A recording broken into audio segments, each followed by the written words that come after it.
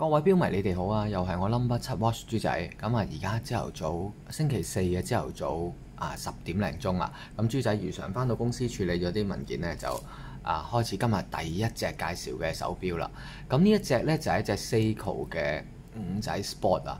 咁其實呢隻錶呢，3月份嘅時候呢，豬仔推介過嘅。咁但係當時呢，就真係好多標迷都買唔到啦，因為得幾隻現貨啦嚇。咁今次呢，又俾豬仔嘅同事呢，採購團隊呢揾到呢一隻手錶喎嚇。咁所以即刻就拍片介紹俾大家。咁呢一隻呢，係一個Seiko 5 Sport 喎嚇。咁呢就自動嘅機械機芯啦，23石啦，100M 嘅防水嘅。咁呢隻錶咧就最特別嘅地方咧，就係塊玻璃同埋嗰個 bezel 啊。個玻璃咧就係咧做咗一個復古嘅拱形玻璃錶面嘅嚇，見面都係卜卜地嘅拱形嘅玻璃錶面。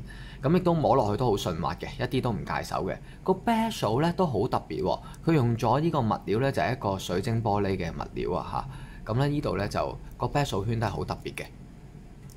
大家睇下啦，因為咧 bezel 咧一般都係幾類啦，而家高檔貴少少嘅就陶瓷圈啦，係啦，跟住咧一般入門級嘅潛水錶咧都係做咗鋁片圈啦，咁咧或者係好似 M-Force 咁啦，前排介紹嘅不鏽鋼鋼圈啦，咁而呢個水晶玻璃錶圈咧就比較少嘅嚇。我拉個近鏡俾大家睇下咩質感嘅先，見唔見到好似有一層啫喱咁樣嘅嚇光身嘅。我雖然咧我就冇比對過啊，即係冇做過一啲好formal嘅比對嘅測試啦。咁但係咧我自己感覺上咧，呢個水晶玻璃錶面嘅物料咧就會比呢個鋁片圈咧為之襟啲嘅，因為始終個面咧摸落去咧都係好順滑，好似玻璃咁樣嘅。但係咧就唔係好似鋁片圈咁刮咗咧會如果真係撞擊到咧，會比較容易刮花嘅。呢個望落去就唔似嘅。咁同埋咧，呢個錶嘅做工咧都好得意喎。你見到佢咧嗰個水晶玻璃錶圈咧側邊咧都做咗呢個銀色嘅金屬邊線嘅先到玻璃嘅。咁所以咧令到個視覺上面咧成隻錶唔會好大隻嘅，因為做咗一條粗身嘅銀色邊線、不鏽鋼邊線喺度光身嘅。個做工都好特別㗎，你可以留意下。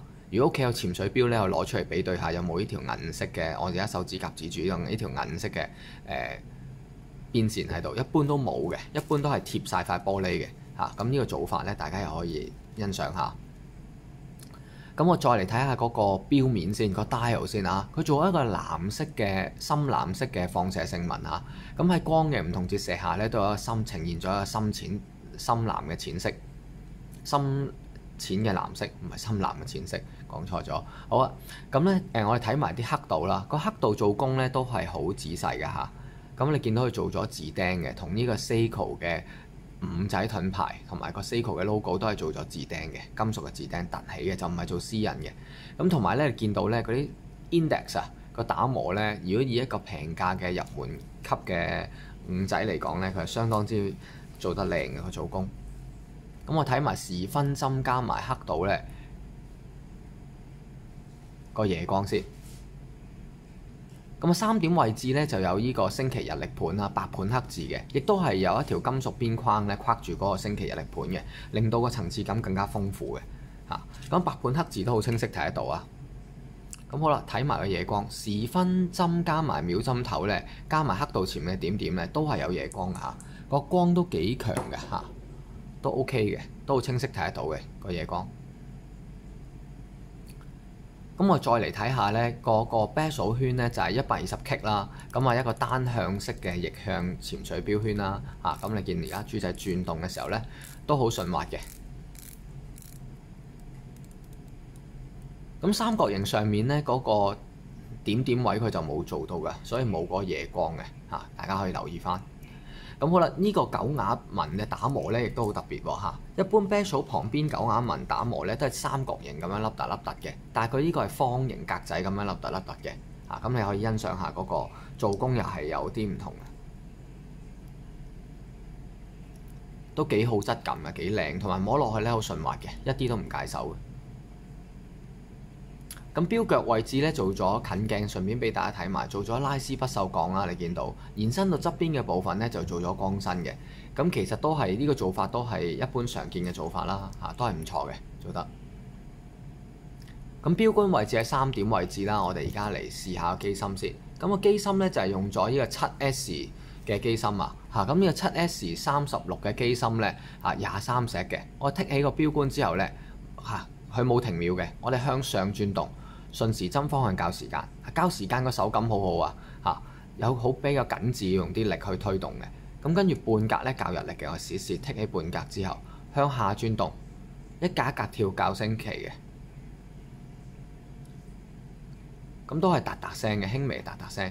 咁向上轉動咧校日曆嘅，都係一格格跳嘅，都係好好手感啊！